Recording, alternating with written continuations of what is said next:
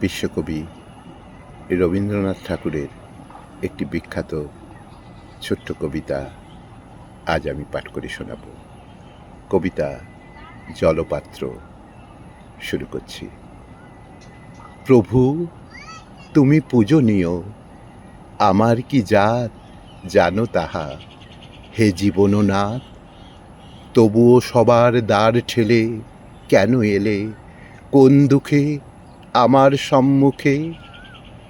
ভরা ঘর লয়ে কাখে, মাঠের পথের বাঁকে বাঁকে, তীব্র দ্বীপ্রহরে আসিতেছিলাম ধেয়ে আপনার ঘরে। চাহিলে তৃষ্ণার বাড়ি, আমি হীন নারী, তোমারে করিব হেয়, সে কি মোর শ্রেয়?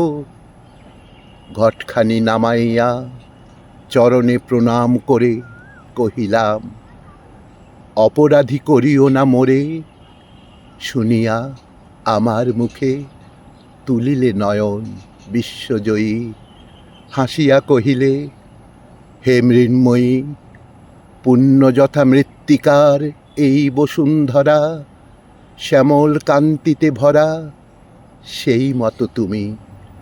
লক্ষ্মীর আসন তার, কমল চরণ আছো চুমি। সুন্দরের কোনো জাত নাই, মুক্ত সে সদাই, তাহারে অরুণ রাঙা উষা পরায় আপন ভূষা। তারাময়ী রাতি দেয় তার বরমাল্য গাথি।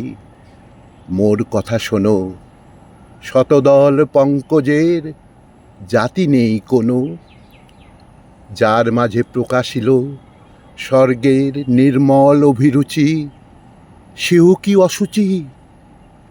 বিধাতা প্রসন্ন যেথা আপনার হাতের সৃষ্টিতে, নিত্য তার অভিষেক নিখিলের আশিস বৃষ্টিতে।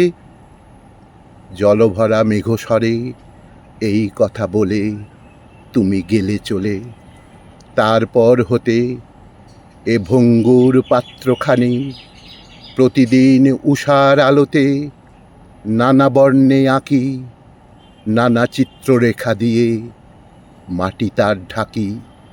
হে মহান, নেমে এসো, তুমি যারে করেছ গ্রহণ, সৌন্দর্যের অর্ঘ্য তার তোমা পানে করুক বহন।